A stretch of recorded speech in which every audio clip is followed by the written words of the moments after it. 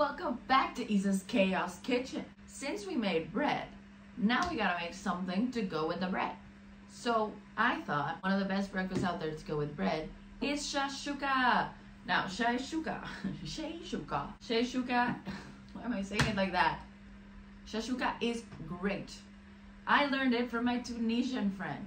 However, this is my version because I couldn't find one of the ingredients. It's basically, you make a sauce with tomato, and then you cook eggs in the tomato, and then you eat the tomato and the eggs, and it's great, and it's delicious, and it's spicy, and it's delicious. So what you need is an onion, small one because it's just for you. Garlic. It is in Isa's Chaos Kitchen without garlic. Hello.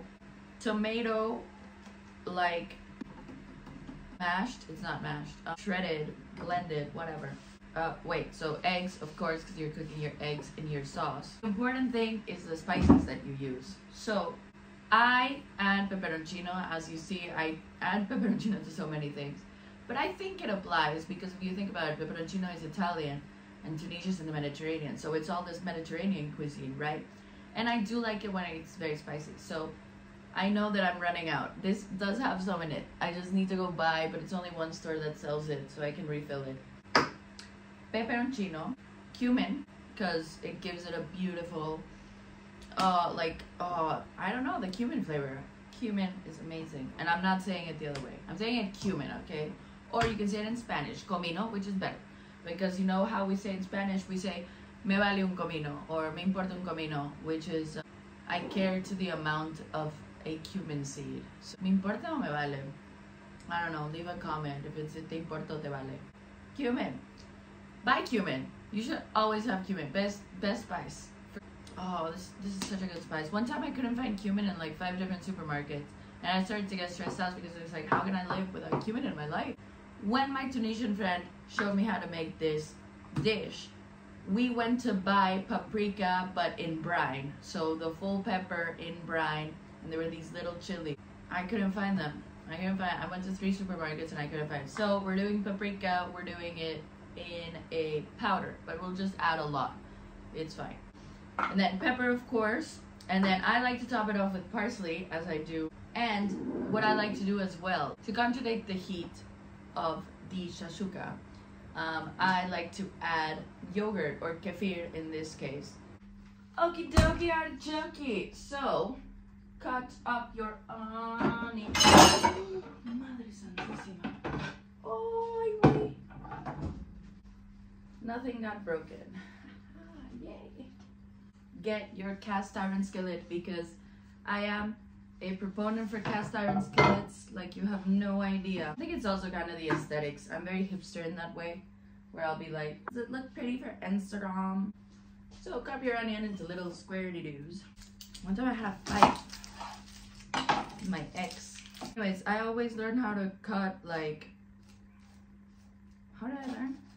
I don't know, but he taught me this thing, which was the, you do the strips horizontally, and then you come in like this. And I was like, no, that's not how you cook it, because I was cooking for him because he didn't know how to cook. And then he was like, I'm gonna show you how to cut onions. And I was like, fucking man, no. But actually, this is a lot quicker. Don't tell him I said that he was right. I just have no ill towards my exes. So, you have your onion chopped and chop it. So, I gotta cook this in olive oil. Let's do some mise en place. I don't know if I've mentioned this before, but mise en place. The French word that is like everything in place. So that just means that you do meal prep. So then you have everything in little bowls. So then when it's time to cook, you just have everything chopped and ready to go. And if you do all your chopping in the beginning, you can like clean this and then you're done. And then you just have to wait. It's great. So let's mise en place some this thingy mabob. And we're done. Chopped and ready to go.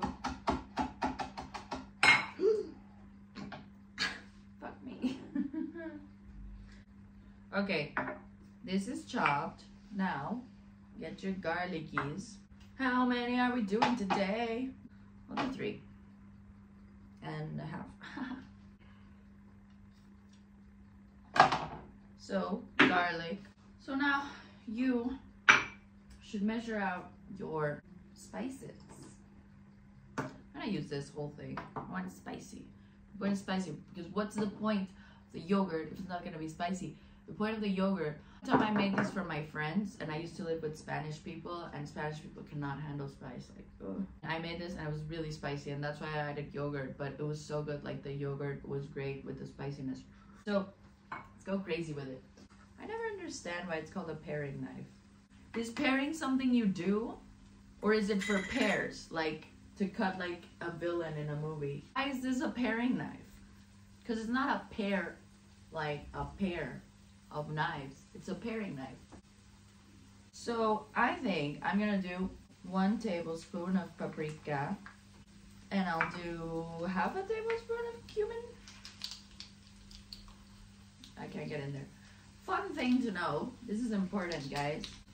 It's always important to know these proportions. So 16 tablespoons is 1 cup, and 1 tablespoon is 3 teaspoons. So you can divide a recipe however you want. You're just remembering 1 cup equals 16 tablespoons, 1 tablespoon equals 3 teaspoons. So then you're just multiplying and dividing by 3 and 8 and everything. And that's how you have fun. So what are we doing here? 1 teaspoon, 3 teaspoons. What is that? 1 tablespoon. Boom town. We're here. We're here in Boomtown. Now, let's talk about herbs. Let's talk about herbs, baby. Let's talk about you and me. So herbs, you do need to cook them, but for 20 seconds. Literally, you have to count them out. Because you're like toasting them to make them release their aroma or something. I don't know. I don't know the science behind it, but it works. Garlic also takes very little to make. And so does pepperoncino. So before you add your tomato, you need to add your garlic because you're cooking this for a very short time. See, your onions are now kind of translucent. So that means they're ready to part. They're cooked and delicious. So you add your garlic because you should never add garlic and onion at the same time because onion can cook for hours. That's how you get caramelized onions. But garlic burns, so don't ever do it at the same time. Garlic and pepperoncino. I'm doing all of it. Let's go crazy. Oh, that was a lot. So now, you take your spices, in this case paprika and cumin, and you count 20 seconds, no more. 13, 14, 15, 16, 17, 18, 19, 20. If you see, you're gonna start smelling this a lot. But now your onions are covered in your spices. So when your onions are covered in your spices like this, that's when you add your tomato. Oh, nice. Sugar and spice. Look at this. Ooh. So to get rid of this tomato that's in here, you add a little bit of water. In we go. Add about a tablespoon of salt into this, or play it by ear. You can always play it by ear. I play it by ear. So this is when you try out your sauce. You gave the spices, like you heated them up a little bit to make them, to aromatize them. But you can always add more, like, hey. So you try out your sauce to see if you like it. Get your little baby spoon. Let's try it.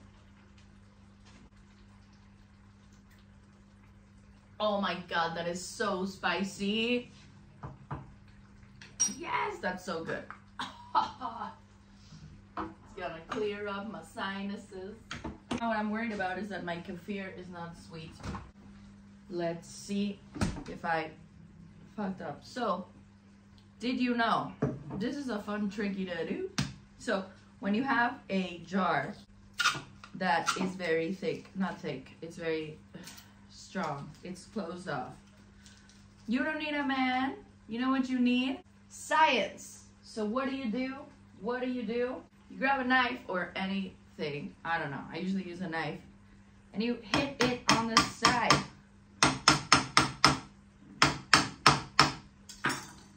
Boom. You know why? Because when this is closed, it's pressurized. So when you hit it, it distributes the pressure and you immediately open a jar. You don't need brute strength. Use science, not men. Oh, I want to try. I hope this is not sweet. I say you're just what I needed.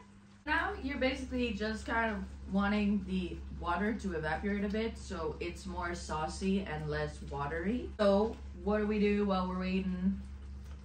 Crack your eggs into glasses to make sure that the yolk is intact for when you add them into your sauce to cook. The way that Shashouka works is that you are cooking your eggs with the vapor coming out of your sauce. So you need a lid to have the lid, and so the water goes up and it comes back down into the egg. When you're cooking something, the water evaporates, right? This is all evaporating water. So that means that all of the water from the tomatoes is gonna leave and you're just gonna have the thickness of the tomato. That's how you make barbecue sauce, for example. You cook the tomato for so long that all of the water evaporates and you just keep the sugar of the tomato. But here you do want it to be a bit saucy. So when you want your sauce to heat up to cook, but to maintain its sauciness, that's when you use lids, because the lid will maintain the humidity inside. That's why with soups you have lids. So you go to your sauce. Make a space for the egg. So you push down with your spoon and make a little bed for your egg and plop it right in there. And then you plop in the other one and then you cover it. A few moments later. Okay. And this is done, baby cake. Look at this. Look at this beauty and majestic. And oh, the eggs are cooked. You can't see this. The eggs are cooked in your sauce. Delicious eggs cooked in your sauce. What you do here is prepare your dish. So you do a little drizzle of olive oil, as you do, as I do for everything. And then pepper, of course. Pepper, my beloved. Pepper, my love. And then parsley. Hello.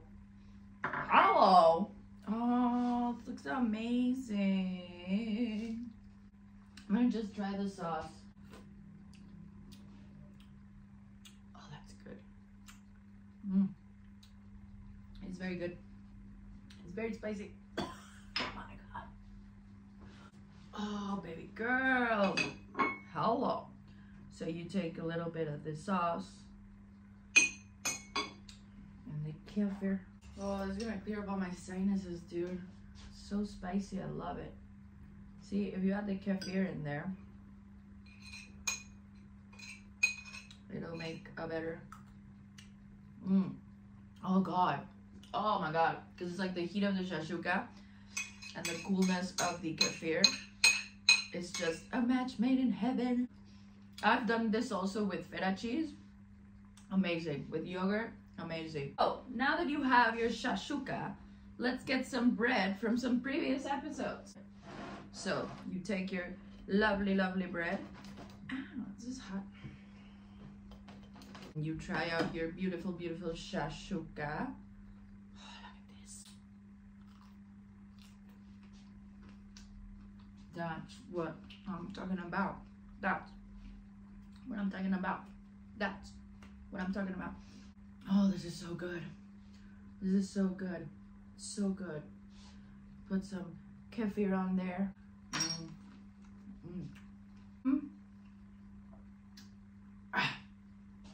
This is very hot. I love, so make this. Honestly, one of the best recipes, one of the best exports from the Mediterranean.